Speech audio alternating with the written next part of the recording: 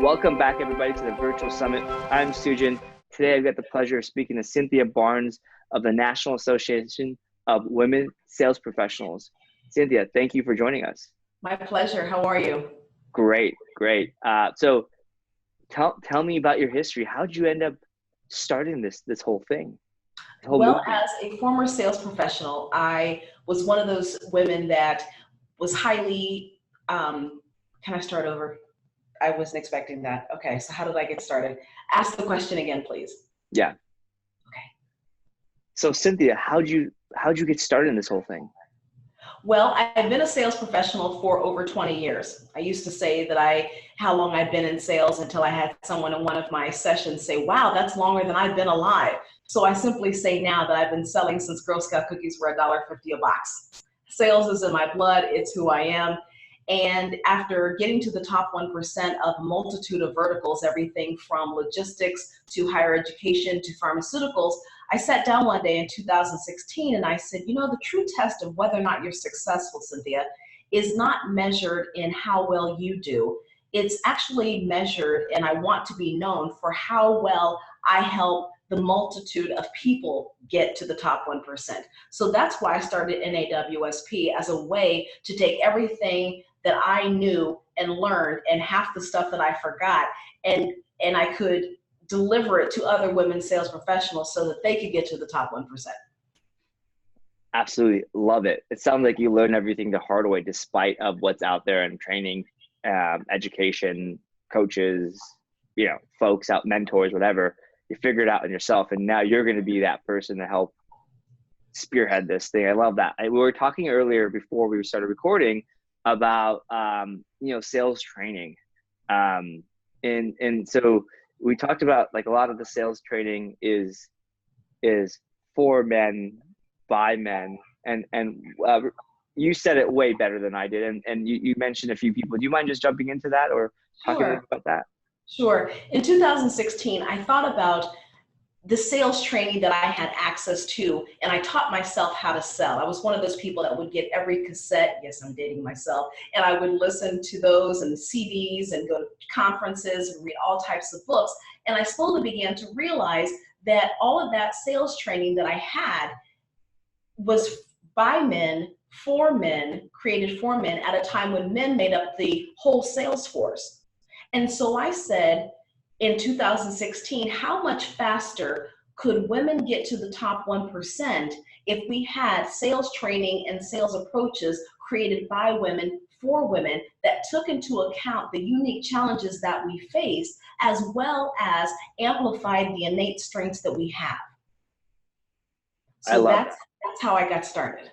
I love that. Yeah, I mean, you can't put a square peg in a round hole, right? You've gotta have content, and content catered to the right folks and right type. It's like you're telling someone to sell pharmaceuticals, but they've only done software. Right. How the heck are they supposed to transition without the right training? So I love that. Also, some of the folks at the time the training was done is so old. Like, it's like, yes, it's the fundamentals. It works and whatnot, but it needs to be updated anyways. Like, there needs to be a newer version with cell phones in mind and phones being used for internet more than actual phones, right? It's like, right. That changes everything. So anyways, I guess, one of the things I want to ask you is, I guess, like, what are some of the challenges women face in the B2B, B2C kind of sales world that, the boys club, as you'd call it, or sometimes that's what it feels like. Sometimes it is. And before I start, let me say that there's nothing wrong with traditional sales approaches. When I created the sales training for women by women, I wanted women to have options. After all, the sales training that I went through that was created by men for men got me to the top 1%. So again, there's nothing wrong with it. This is an and economy, not an or economy. So I want women to have options. Yes, I want this, and I have access to this. Let me pick and choose which one is going to be the best for me.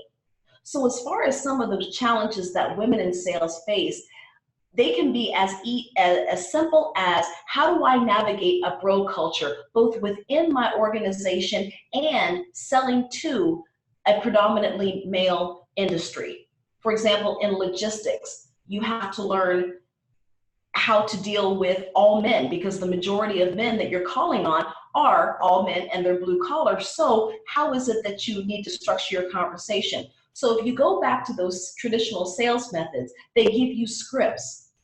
And some of those scripts, when said by a woman, don't come out sounding as great as they can if they're said by a man. There's certain things that are not well received if they're said by a woman and designed by men. Does that make sense what I'm saying? Yeah, right. Totally. So a lot of women are having to say, okay, well, you know what? I said what was in the book, or what was at that conference. I used that script and that sounded totally inauthentic.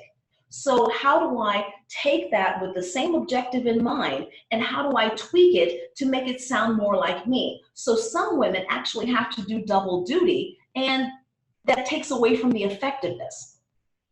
Yeah, absolutely.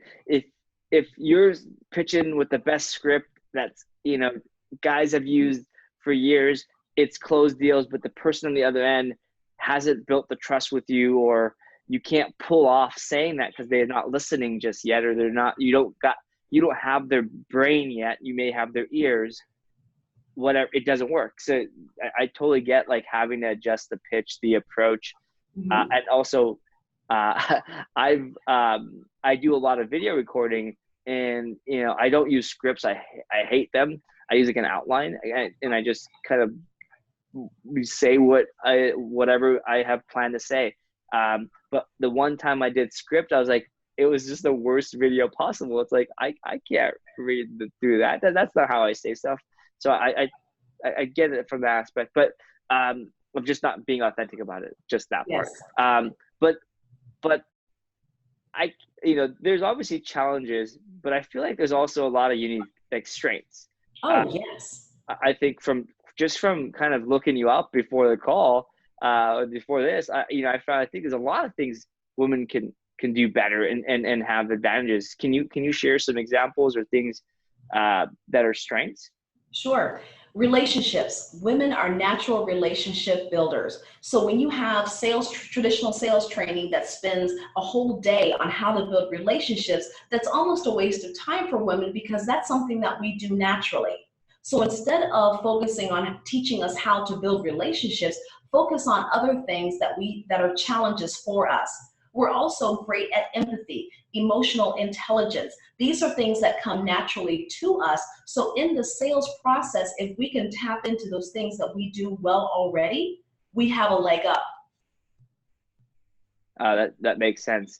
I want to talk about voice and kind of personalization a bit.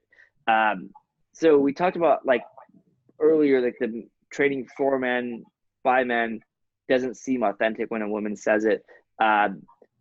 And somebody has to do double duty to kind of find their voice. How do you find your authentic voice? Like male, female, whatever, like how do you go about that? There are three things. Number one, you have to take a look at who do you want to be, i.e. how do you want to show up? And sometimes it's as simple as creating a personal mission statement to say, this is who I am, and this is how I want to appear in the sales process. The second thing is to identify when the imposter syndrome comes and rears its ugly head, because women and men are plagued by the imposter syndrome. Someone telling you, hey, you know what, you have no right to be here. You're too old, too young, too ignorant, whatever it is. So you have to silence that, the imposter syndrome. And the last thing is the inner critic. The inner critic will tell you that, again, you are not supposed to be here and you're not good enough. So the inner critic and the imposter syndrome go hand in hand. We need to silence those, figure out a way that women can say, you know what, stop. This is what my head's telling me, but this is not completely accurate. And once you do that, you can then show up as your best self and sell how you sell, not necessarily how a book told you to sell. Gotcha. And then once you figure that out, is there it's just kind of talking about personalization. Once you figure out the authenticity and voice, can you then just kind of apply that to how you personalize the scripts or the approach and whatnot from there? Sure. Let's say we're going into the needs analysis and we're asking questions of the prospect. And it can even start at the beginning of the conversation. So instead of asking things like, so how's the weather? Or the default is, if you're talking to a man, talk about sports because most men like sports. Find out what their favorite sport of choice. And I've actually worked for organizations that they have their walls of their pit lined with televisions, and they're all turned to Sports Center. So the natural inclination is, well, let me go ahead and talk to this prospect about sports, whether it's golf or football or basketball. When women are allowed to bring their authentic self to the conversation, they then have permission to dig a little deeper and let me find some commonalities that we both share that's not necessarily the status quo. Does that make sense? Absolutely. And I mean, I also kind of seem like that effort you put in, the research and kind of finding the not the sports reference, also goes in hand with building that relationship, right? Yes. We could both like the Lakers and talk all day long about that, but I would also talk to a random person at a bar about that, and we could also have zero meaning to that afterwards. But if we talked about our view on, maybe touchy topic, our view on religion, and that's a conversation I would remember, good or Yes. bad, right? It's just like right, good or bad. tangible, yeah. And you can ask questions about their kids and find out. So, this weekend is going to be rainy. Are you more of a honey-do list kind of guy? Or are you going to be a Netflix binge on the couch kind of guy? Or what are you going to watch? Talk about what interests them, but be creative. And when you know yourself and you know your style, then you can bring your personality to the conversation and realize, women, that you're good enough. So when someone tells you that being different is wrong, that is wrong. Don't let anyone tell you that you're being different or your sales style, just because it's different, is wrong. As long as you get the end result, be yourself and do it. Absolutely. And you probably want to be, do you feel like organizations are opening up to it's less about the follow our exact playbook and more about the results? No.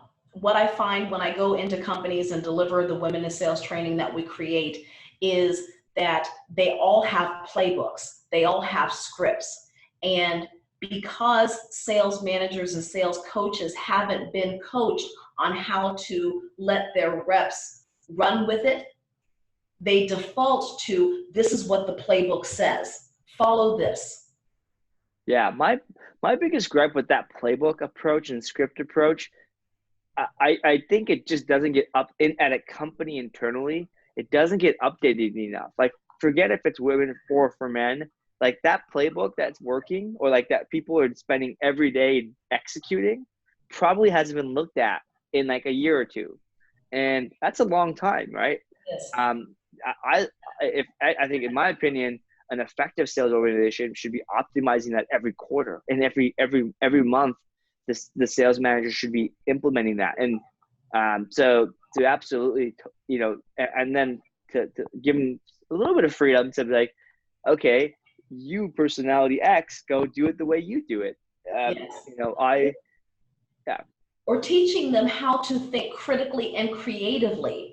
Mm-hmm. So say, here is the end result. This is what we want to accomplish through this needs analysis or through overcoming objections. How is it that you, Miss Rep or Mr. Rep, how would you do it? Gotcha.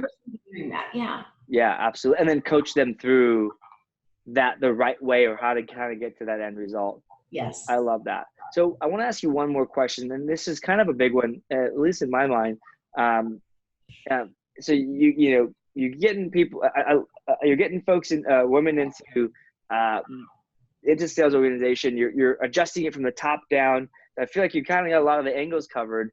But let's say a woman, woman in a sales force, how do they manage up, and also like communicate with, like, I guess, yeah, let's start with manage up. And I want to talk about the team element too, with a more dominant male team, and how that looks like too.